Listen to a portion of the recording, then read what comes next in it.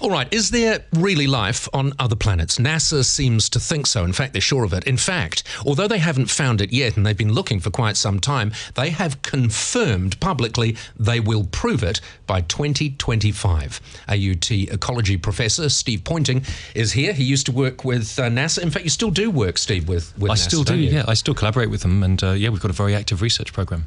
Thanks very much for joining us too, Steve. How relevant is NASA now, before we get onto the subject? Because obviously an awful lot of space research and space exploration has been handed over to private enterprise. That's right. So the manned space flight especially is all going to be in private hands. But what NASA's really trying to do now is focus on engineering solutions. So what a lot of people don't appreciate is it's not just space research, but also research aimed at understanding how our planet is behaving and the dangers facing it, such as temperature, climate, even monitoring the health of plankton in the oceans is all done by NASA. Well, of course, we were talking about Mars and this new discovery earlier on, and some of the tragedies that have befallen the red planet. Obviously, it's worth us knowing that because we're looking at perhaps, if you like, a history lesson for our own planet, aren't we? In some ways, yes. I mean, Mars is probably no longer what we would say is habitable for many reasons. You mentioned a magnetic field earlier, but there are other reasons too. It lost its volcanic activity, which is critical for carbon cycling. But yeah, I think there are lessons to be learned, and also I think there are wider lessons about how we view ourselves as human beings. I think that human spirit of wanting to know what's beyond exploration and questioning. Yeah, I think it's important. This is a very bold statement, though, for NASA to actually put itself on the line. 2025, that is the deadline. We will prove life in other galaxies by then and on other planets by then. Why are they able to say that? It's a very bold statement. So Ellen Stofan made this statement. She's the chief scientist at NASA. There are several reasons, really. The first is that after many years of quite careful and incremental research, NASA really have a good understanding of where we should look for life. We know the conditions that are required for life. We know that you need liquid water. We know that you need organic chemicals. And these things are quite widespread in the universe now. We know from finding thousands of planets that are quite Earth-like. Where's the closest possibility? Well, the closest possibility is our solar system. Mars probably could support very primitive, but not life as we know it. No, if you want to be looking for Star Trek-like, bipedal creatures like us, then really you've got to look for a parallel planet to Earth, and that really requires doing some quite careful astronomy.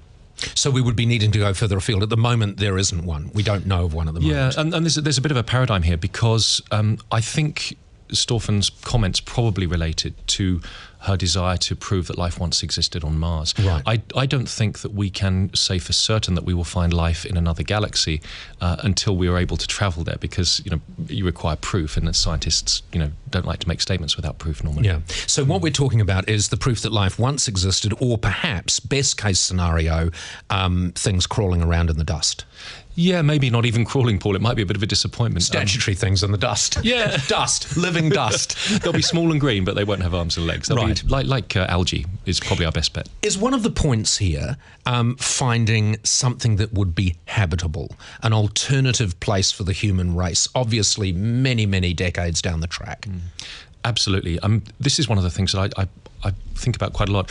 I mean, Earth has a finite lifespan. We all know that our solar system won't last more than another billion years in a habitable state. So we've got to go somewhere else. Otherwise, we have to admit that humanity will just die out. This has got to be the long-term plan, hasn't it? Oh, absolutely. And you could almost argue that it's our destiny as an intelligent species that we should be. We owe it to ourselves. Yeah, we should be seeking to be a multiplanetary species.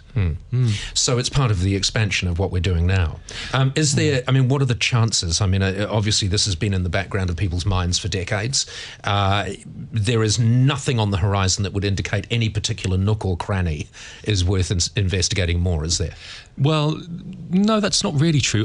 We found thousands of planets that are potentially Earth-like, but the problem is that they are so far away that we literally have... It's hard to check. Yeah, we haven't got a chance in hell of getting there at the moment. Yeah, we need to invent rather more futuristic travel, and we need to invent near light speed travel, and that's really going to be the big problem. Do you, Steve, lie in bed at night just thinking this stuff through? Do you sort of think, God, I wonder about such and such a planet? Yeah, well, after I've considered my speeding tickets and other things and wedding cakes, Please don't endorse speeding. Steve, you'll get into trouble. No, it's a very bad thing. It's a very bad track thing. days only, yeah. But you do sort of think, they're thinking, God, if only we had a whatever it is, if only someone could invent something that could do this, we could check on this place. Oh, yeah. I mean, like a lot of people, I used to want to be an astronaut when I was a kid, and that never came to pass. But yeah, I do. And I mean, I'm also very interested in how humanity will deal with the discovery that there is life elsewhere. You know, the whole juxtaposition between faith and science is going to be a really interesting bag of worms that we can open up. Yeah. Is faith okay? Is faith all right for the next few decades, do you think? Or will science prove something that makes faith very tricky to substantiate? Hey, I'm already. I'm a very unusual scientist. Most scientists are atheists. Yeah. Most people with faith are not that comfortable with science, but I believe that the two are completely compatible.